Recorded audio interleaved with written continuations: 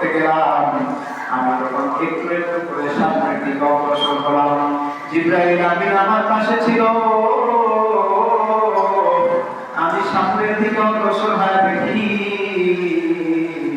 কিছু মানুষ যারা হাতের মুঠোগুলা দ্বারা নিজের শরীরটাকে এইভাবে আঁচড়াইতেছে। কি করতেছে? নিজের শরীরটাকে আঁচড়াইতেছে, নিজের শরীরকে খামচিয়ে খামচিয়ে শরীরের চামড়াগুলোকে ঘষে ফেলতেছে। আমি জিবরাইল আমিনকে জিজ্ঞাসা করলাম, জিবরাইল কিন্তু আমাকে উত্তর করে জানা দাও, আমার এই সমস্ত উম্মতগুলা কেন এইভাবে করতেছে, এই লোকগুলা কেন নিজের শরীরকে খামচাইতেছে? জিবরাইল আমিন উত্তর করলেন, ইয়া রাসূলুল্লাহ, ইয়া হাবিবাল্লাহ,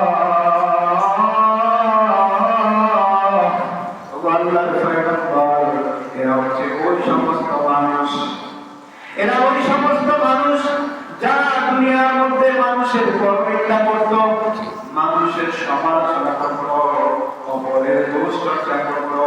এই জন্য আল্লাহ তাআলা তাদেরকে এই শাস্তি করতে রেখেছেন। অথচ আল্লাহ তাআলা কোরআনুল কারীমের মধ্যে জানায় দিয়েছেন, যারা অন্যের পরনিন্দা করবে, অন্যের দোষ চর্চা করবে, গীবত করবে, শিকায়ত করবে, এরা যেন মৃত ভাইয়ের কষ্ট খাইল। ولا يغتب بعضكم بعضا أيحب أحدكم أن يأكل لحم أخيه।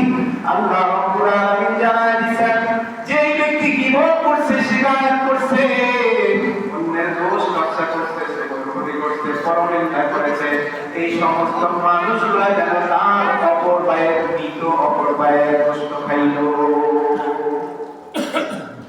এরা সেই সমস্ত লোক রাসূল যারা দুনিয়ার জমিনে মানুষের গীবত করত, শিকায়ত করত, পরনিন্দা করত, দোষ চর্চা করত। আজকে তাদের এই শাস্তি প্রদান করা হয়েছে, তারা কিয়ামত পর্যন্ত নিজেদের শরীরগুলোকে আচ্ছায় আচ্ছায় করে ফেলবে।